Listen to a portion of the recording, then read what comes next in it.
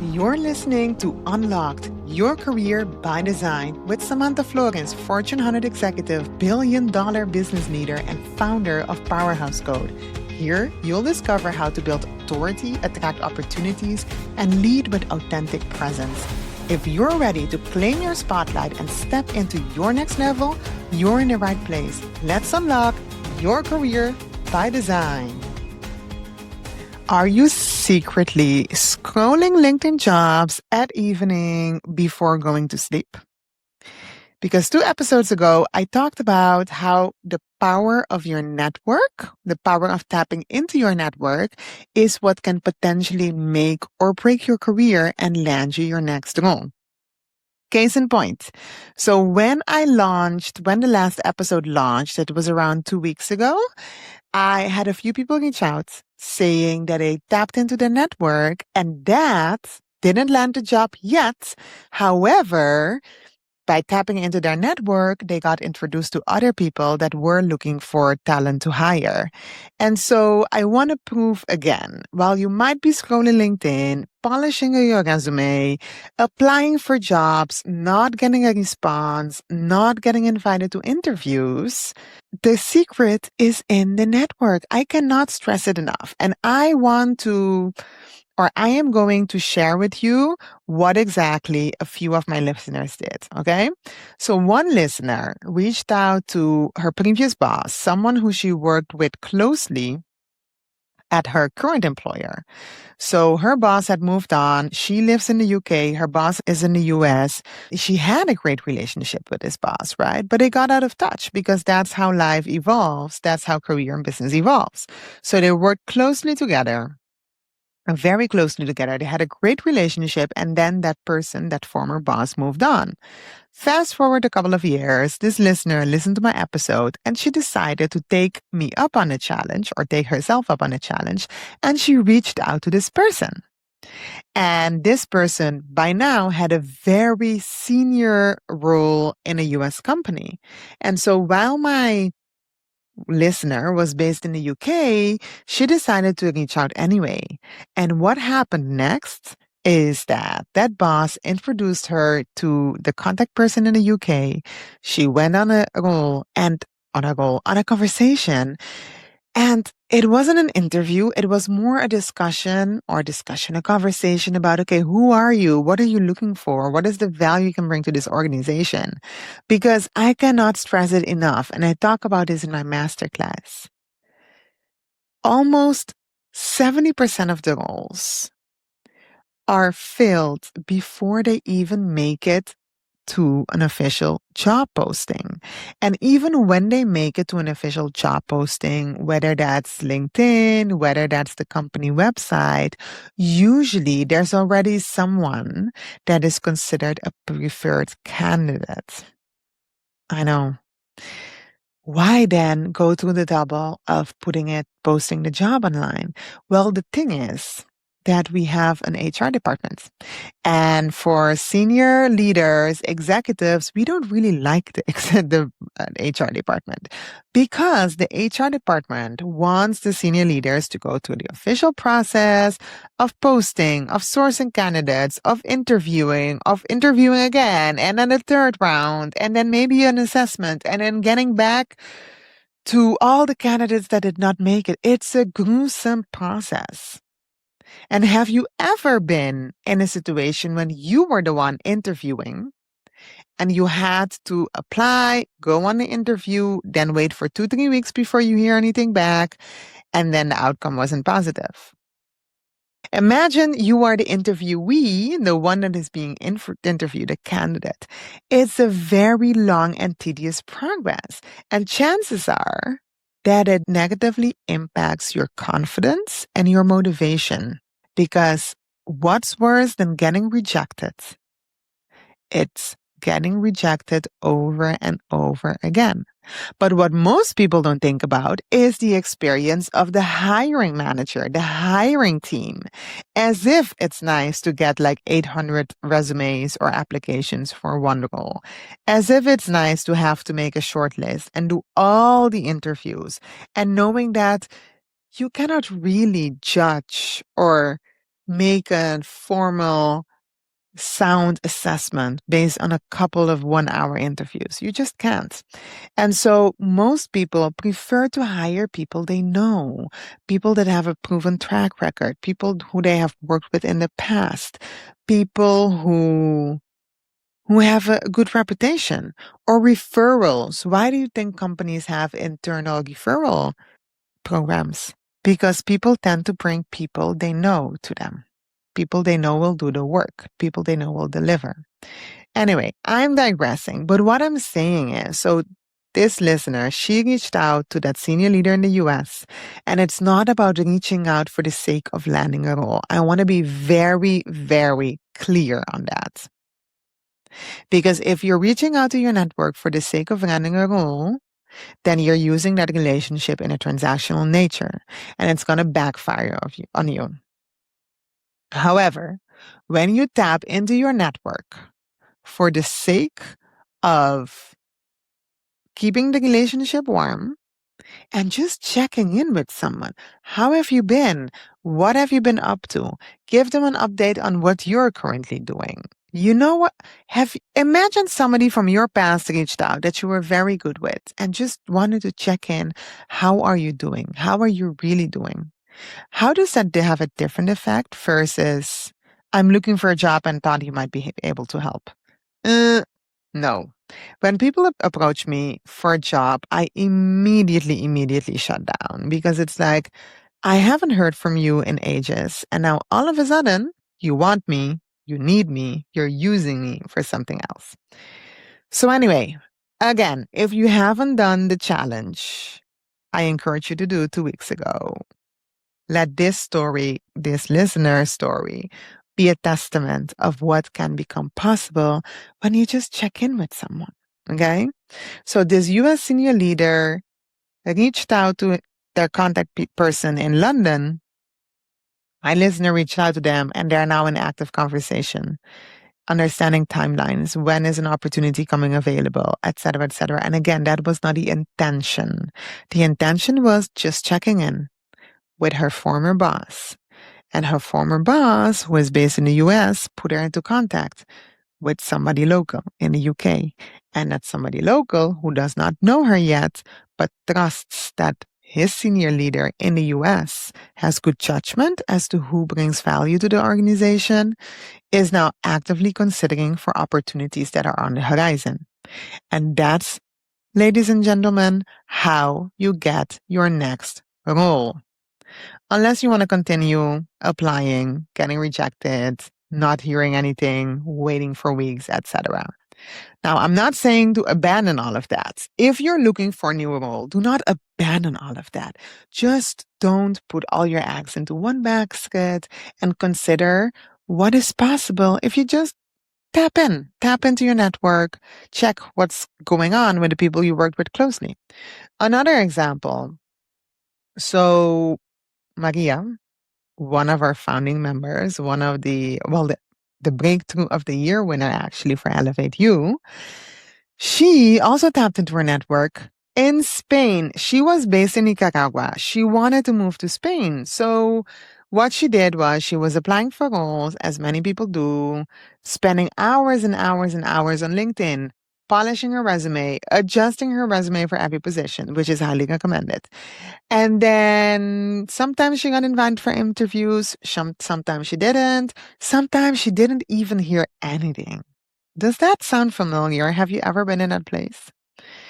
Anyway, so working through the program Elevate You, I recommended that she reach out to her warm network. So she started reaching out, again, not for the sake of landing a role, because that's desperate. That's not how we roll.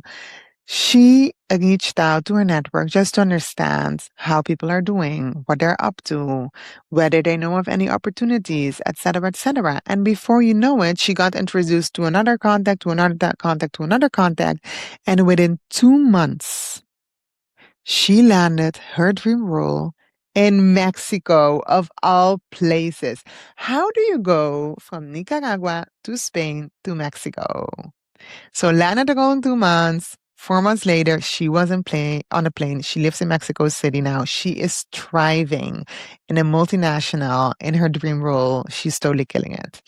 And so whenever people have I want to say urge of leaving their current role because they feel they're not being stretched, they're not being challenged, they're stagnating, the first thing they do is they go on LinkedIn and they start applying because they feel they need to move. They feel they need to move away from their current situation, from their current role, and they need to break free.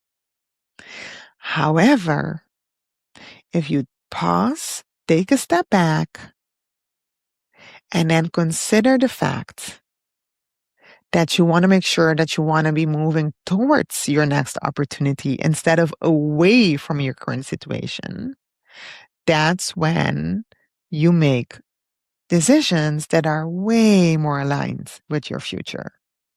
For example, I had a client.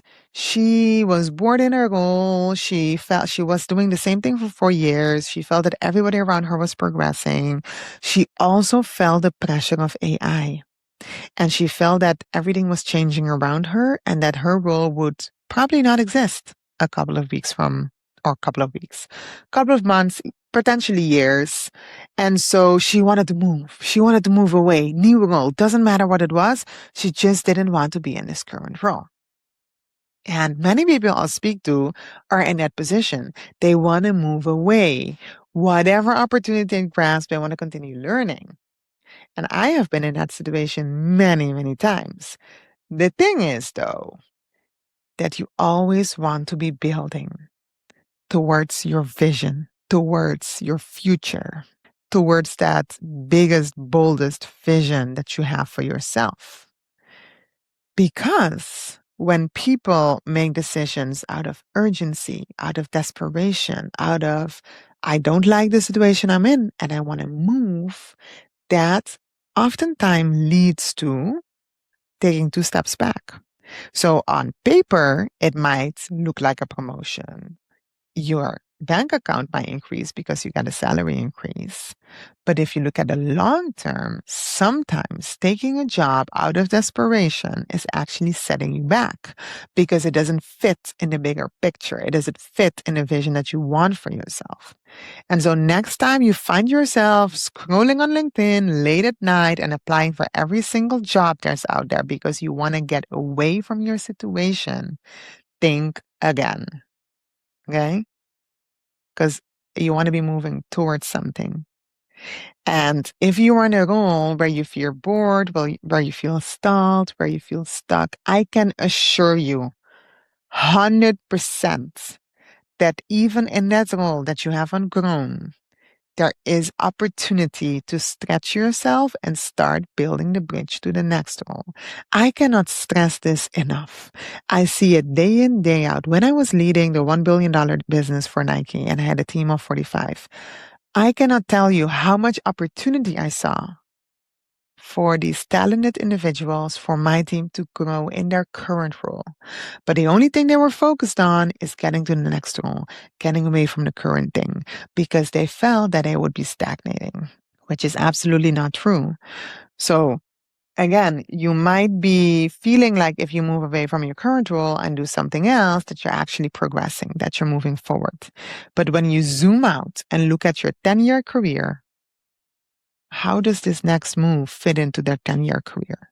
And let me give you an example. So I worked 10 years at Nike. I experienced so many reorganizations. And with every reorganization, it seemed as if everybody got a promotion except me. Now, that isn't the case, obviously, but that's how I felt at the time. Because our brain is wired to believe and see only that the grass is greener on the other side. And I know you know that's not the case. For every promotion that was handed out during any organization, there were probably 10 people who were unhappy, who felt stuck, who felt stalled. But that's not what you see because your brain is looking for evidence that, see, why did he or she make that promotion and I didn't?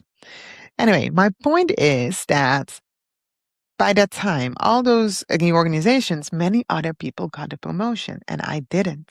And in hindsight, after being with the company 10 years, making it from a manager, a lead actually, all the way to senior director, I now see that not getting promoted during those reorganizations was actually the best thing for my career. At the time, it didn't feel that way. But in hindsight, not getting promoted during those reorganizations is actually what catapulted my growth and what made my climbing on the ladder super fast. Why is that? You might ask. The thing is, when you get a promotion during your organization, it's not always what you want. Most often than not, it's something you don't want. It's a completely different area, completely different function, and you need to stay in a position for 1 year at least. While the company's in turmoil, everybody has new rules, they don't know what they're doing, they need to figure it out. And so I was the one who did not have a new role. And so I knew my role fantastically well. And because I knew my role fantastically well, I could create space in my work. While my colleagues who got new roles, got new opportunities, were 40 hours bogged down in the work, in the trenches, I could create space in my work week. I could create space to contribute to strategic projects, to start to build a bridge where I'm going, and to make sure I had exposure and visibility to senior leaders, the decision makers. And because of that, after every organization, somebody realizes, oops, we missed something. We missed the design, we missed the headcount, we missed the resource, and I would position myself for those roles and those resources, missed resources. And I didn't have the 1 year I had to stay in the role because I just moved or just had a promotion as an outcome of the organization. And because I knew my role and function so well, it was easy for me to add value with little effort. And so in hindsight, again, 10 years down the road with, let me think, I think 40 organizations, 4 or 5, I now see that not getting promoted, not getting a new role, not getting an opportunity was the best thing to do. Because the best time to search for your next opportunity is when you're in a good place. You know the saying that you fix the roof. Wait, what is the saying? You fix the roof when it's not raining? Something like that. You fix the roof when it's not raining. So don't wait until you're bored, you feel stagnated, you're demotivated, you're burned out to make your move. No, you want to make the move when you're in a good place. Which is why I left Nike on a high. I was in a good place. I had an unlimited runway. And I feel like that was the time for me to leave because you want to leave on a high. You want to search for your neck to go on your high when you're in a good place.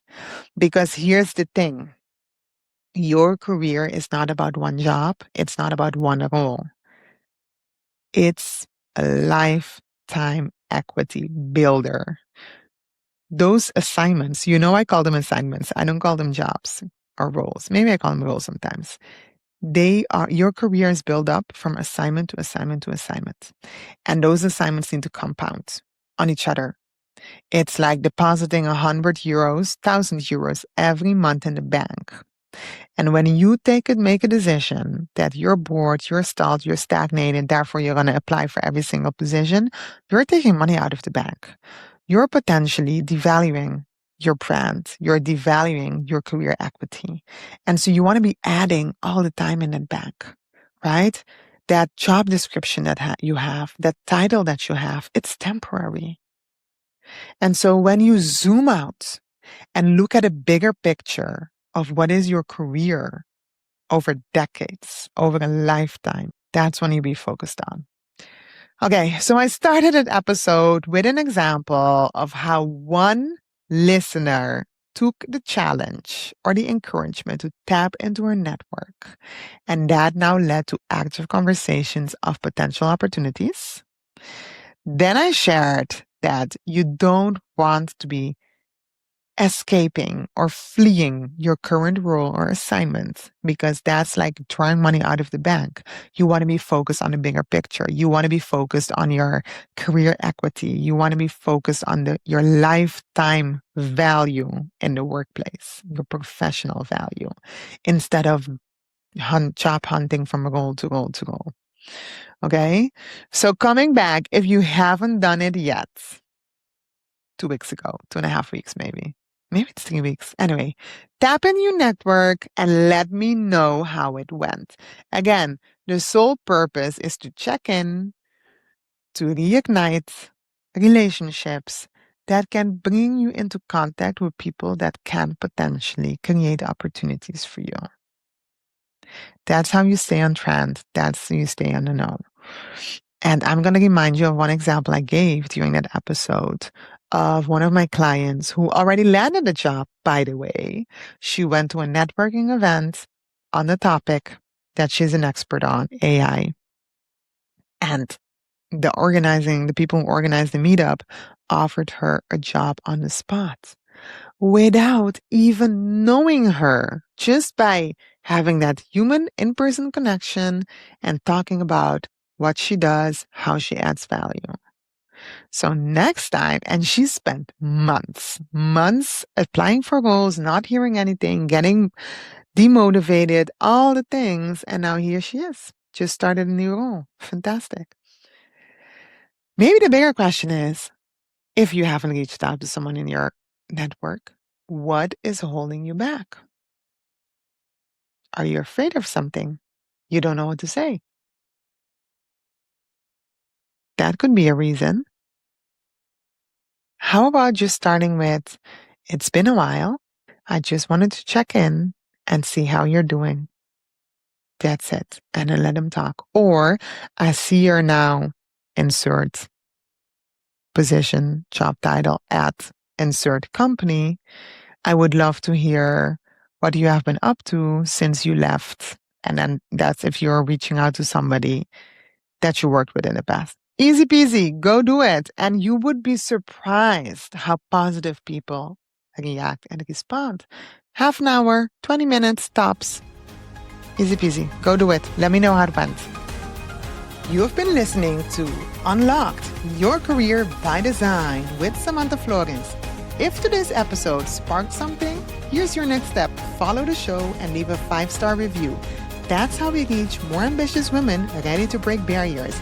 And if you know a colleague or friend who needs this, share it with them, because lifting one woman lifts us all. Until next week, keep owning your spotlights.